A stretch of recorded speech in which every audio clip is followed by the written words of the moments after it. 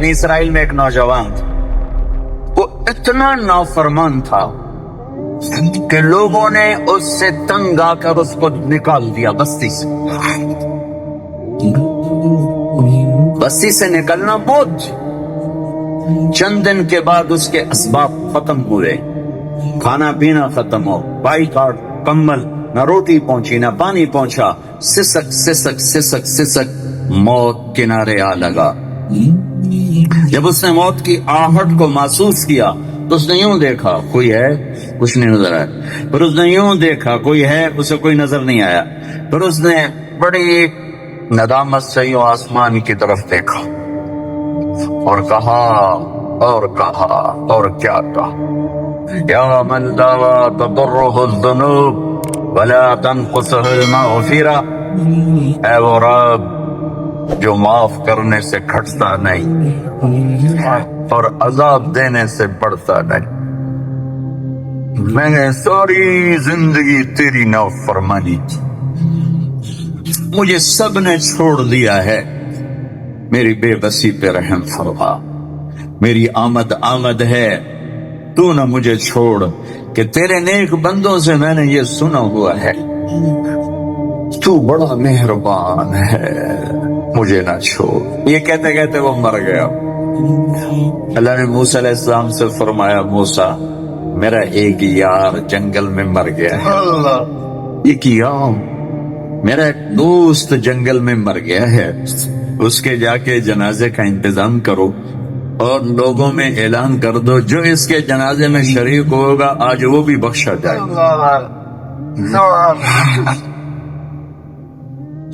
لوگ بھاگے، آگے دیکھا تو وہ بدماش،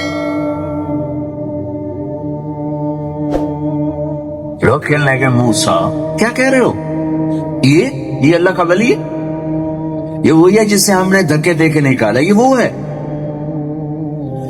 یہ کہاں سے اللہ کا دوست اور ولی بن گیا، یہ کہاں سے یہ مرتبہ پا گیا۔ تو اللہ تعالیٰ سے موسیٰ علیہ السلام نے عرض کی، یا اللہ تیرے بندے یہ کہہ رہے تو یہ کہہ رہا ہے۔ تو اللہ تعالیٰ نے فرمایا وہ ٹھیک کہہ رہے ہیں، میں بھی ٹھیک کہہ رہا ہوں، یہ ایسا ہی تھا جیسے یہ کہہ رہے ہیں، لیکن جب اس پر موت آئی، اس نے دائیں دیکھا اسے کوئی نظر نہ آئے، اس نے بائیں دیکھا اسے کوئی نظر نہ آیا، پر اس نے بے بسی سے مجھے دیکھا، میری طرف متوجہ ہوا۔ موسیٰ دیکھو، موت کے وقت کی توبہ قبول نہیں ہوتی، موت کے وقت کی توبہ قبول نہیں ہوتی، پر اللہ جو چاہے کر دے۔ کہنے لگا موسیٰ جب اس نے بے بسی سے مجھے دیکھا تو میری غیرت نے گوارا نہ کیا، جسے سب چھوڑ دے میں بھی چھوڑ دوں، میری عزت کی قسم موسیٰ اگر اس وقت یہ پوری دنیا کی مجھ سے بخشش مانگتا تو اس کے آنسوؤں کے طفیل میں پوری دنیا کو معاف کروں۔ قارون جیسا مجرم زمین میں دھنس رہا تھا اور موسیٰ علیہ السلام کی منتیں کر رہا تھا، معاف کر دے معاف کر دے، اور موسیٰ علیہ السلام کہہ رہے تھے اور پکڑو اور پکڑو، کہتا معاف کر دے، کہتے اور پکڑو۔ جب وہ سارا زمین میں دھنس گیا تو موسیٰ علیہ السلام سے اللہ تعالیٰ نے فرمایا، موسیٰ بڑا مضبوط تھا تیرا دل، اتنی منتیں سن کر بھی تو نہ مانا، میری عزت کی قسم ایک دفعہ میری منت کرتا میں باہر نکال دیتا، تم پکارو تو صحیح، میں نہ آؤں تو پھر گلا دینا، میرے بنو تو صحیح، میرے بنو تو صحیح۔ حضرت عمر کے زمانے میں کویا گایا کرتا تھا، روٹی بناتا تھا، آواز بڑھاپا، آواز ختم ہو گئی، لوگوں نے سننا چھوڑ دیا، روٹی بند ہو گئی، تو جنت البقیع قبرستان میں بیٹھا اللہ سے کہا کہ یا اللہ آواز دی تو روٹی بھی ملتی تھی، آواز گئی تو روٹی بھی گئی، تو مہربان ہے، دیکھ میرے فاقے پہ رحم فرما، میرے رزق کا بندوبست فرما۔ حضرت عمر رضی اللہ تعالیٰ عنہ مسجد میں سوئے ہوئے تھے، تو ان کو خواب میں آواز آئی، میرا ایک بندہ بقیع میں مجھے پکار رہا ہے، اس کی مدد کو پہنچو اے عمر۔ عمر رضی اللہ تعالیٰ عنہ ایسا اٹھے خوف زدہ نہ سر پہ ٹوپی، نہ پگڑی، نہ پاؤں میں جوتا، دوڑ لگائی جنت البقیع کی طرف. تو وہ بڑے میاں ایک جھاڑی کے پیچھے بیٹھا اللہ سے باتیں کر رہا تھا. جب وہ تیزی سے اندر داخل ہوئے تو قدموں کی آہٹ، اس نے پیچھے مڑ کے دیکھا تو عمر. اس نے کہا آ گیا عمر کوڑا لے کر پٹائی کرنے. وہ بھاگا اٹھ کے. تو عمر نے فرمایا رکو رکو رکو، میں خود نہیں آیا، بھیجا گیا ہوں. تو وہ کہنے لگا کس نے بھیجا ہے؟ کہا وہی جس سے باتیں کر رہے تھے اس نے بھیجا. تو اس کی ایک چیخ نکلی اور بیٹھ گیا. کہنے لگا میرے رب، ساری زندگی تجھے بھلایا، یاد کیا تو پیٹ کی وجہ سے کیا. یا اللہ، اور تو نے اس وقت بھی لبیک کہا. اے اللہ مجھے معاف کر. اور اس کی چیخ نکلی اور جان نکل گئی. عمر رضی اللہ تعالیٰ عنہ نے خود اس کا جنازہ پڑھایا اور قبر میں اتارا.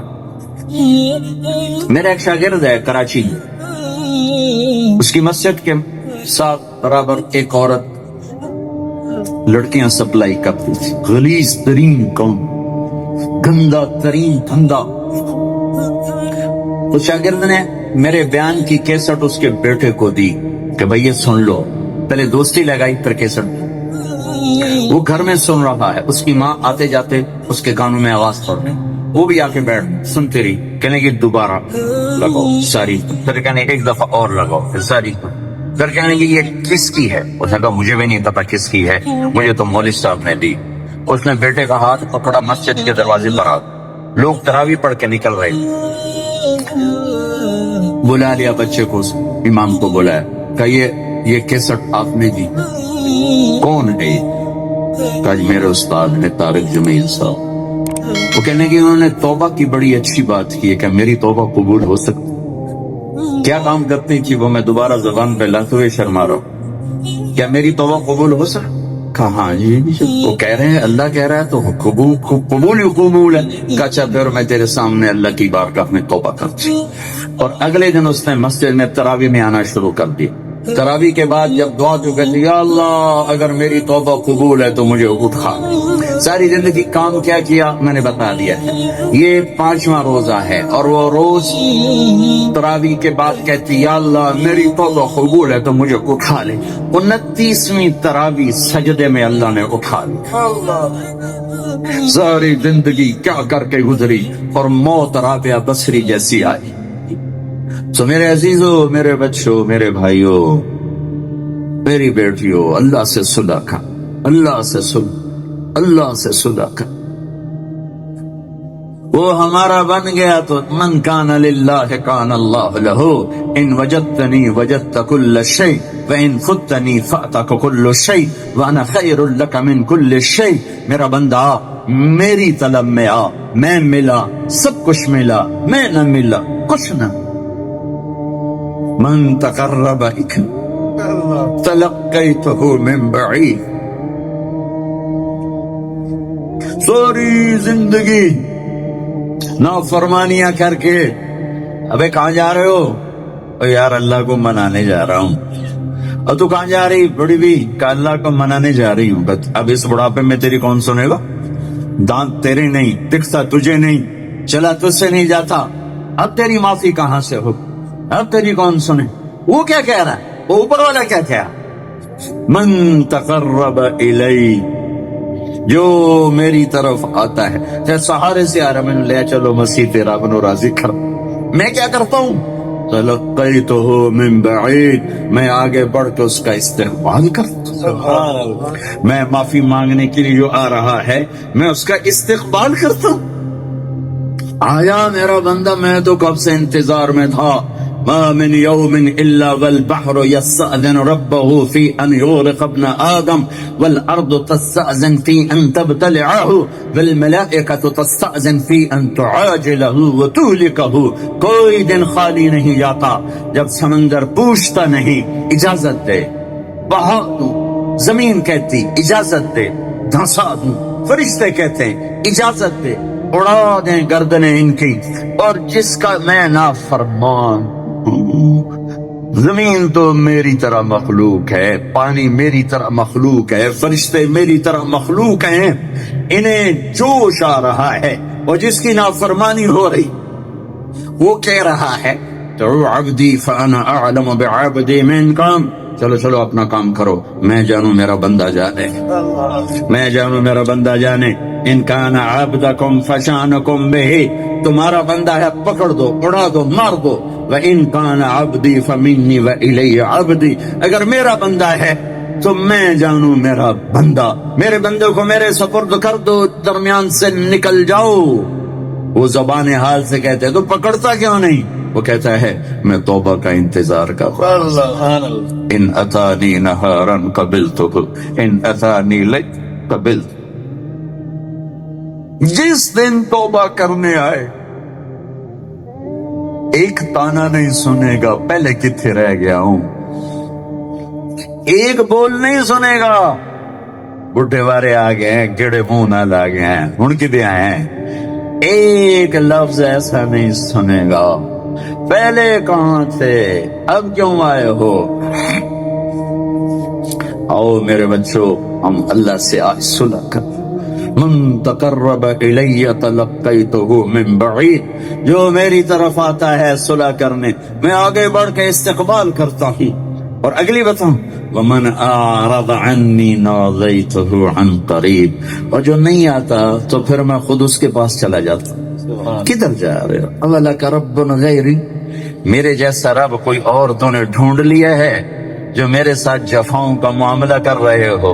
آؤ نا، الحسنۃ عندی بعشر امثالها وازید، تو دیکھتا نہیں تیری ایک نیکی 10 لکھتا ہوں اور 10 سے زیادہ ہزاروں کروڑوں گناہ کر دیتا ہوں، وہی والسیئۃ عندی بمثلها واعفو واغفر، اور تیرا ایک گناہ ایک ہی لکھتا ہوں اور وہ بھی جب چاہوں معاف کر دیتا ہوں۔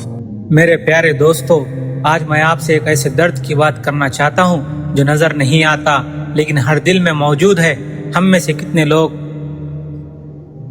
کتنے لوگ ہیں جو بظاہر ہنستے ہیں مگر اندر سے ٹوٹے ہوئے ہیں؟ کتنے لوگ ہیں جن کے پاس سب کچھ ہے مگر سکون نہیں ہے، گھر ہے، گاڑی ہے، موبائل ہے، سوشل میڈیا ہے، لیکن دل بے چین ہے۔ سوال یہ ہے دل کو سکون کیوں نہیں مل رہا؟ قرآن کہتا ہے الا بذکر اللہ تطمئن القلوب، خبردار، دلوں کو سکون صرف اللہ کے ذکر سے ملتا ہے۔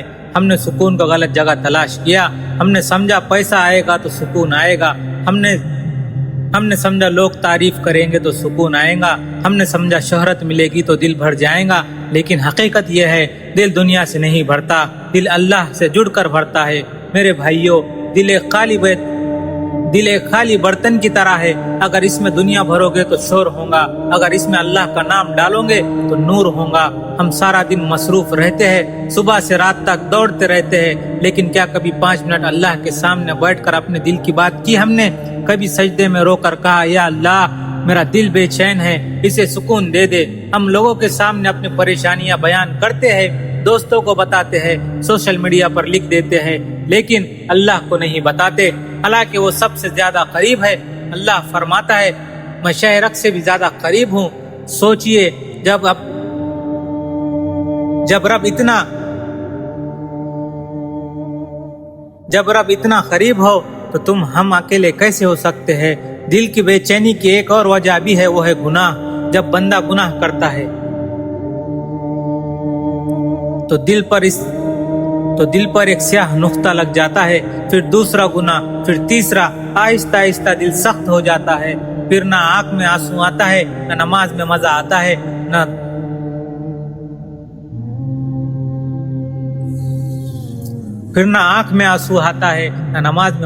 ہے، نہ دعا میں لذت رہتی ہے۔ لیکن خوشخبری یہ ہے جس دل پر سیاہی چڑھتی ہے وہی دل توبہ سے چمک بھی سکتا ہے۔ اللہ مایوس نہیں کرتا۔ میرے عزیزو، اگر دل بے چین ہے تو اس کا مطلب ہے اللہ آپ کو بلا رہا ہے۔ یہ بے چینی بھی ایک نعمت ہے، یہ اشارہ ہے کہ واپس آ جاؤ اللہ کی طرف۔ ہمیں لگتا ہے دین اختیار کرنے سے زندگی مشکل ہو جائیں گی، حالانکہ اصل سکون تو وہی ہے۔ نماز بوجھ نہیں ہے، سکون ہے۔ قرآن مشکل نہیں ہے، شفا ہے۔ ذکر وقت کو ضائع نہیں، دل کی دوا ہے۔ آج ایک فیصلہ کر لو، روز کم از کم 10 منٹ اللہ کے لیے نکالو. موبائل بند کرو, اکیلے بیٹھو, آنکھ بند کرو اور دل سے کہو یا اللہ میں تھک گیا ہوں, مجھے اپنی پناہ میں لے لے. واللہ عالم. واللہ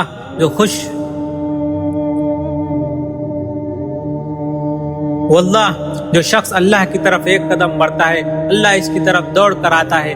ہم دنیا کو خوش کرتے کرتے تھک گئے, کبھی اللہ کو خوش کرنے کی کوشش کرو, دل خود بخود خوش ہو جائے گا. آخر میں بس ایک بات, اگر دل بے چین ہے تو اسے نظر انداز مت کرو. یا اللہ کی طرف سے دستک ہے, دروازہ کھول دو. یا اللہ ہمارے دلوں کو سکون عطا فرما, ہماری بے چینی کو اپنی محبت ڈال دے, ہمیں اپنے ذکر کا عادی بنا دے اور ہمیں اپنے قریب کر لے.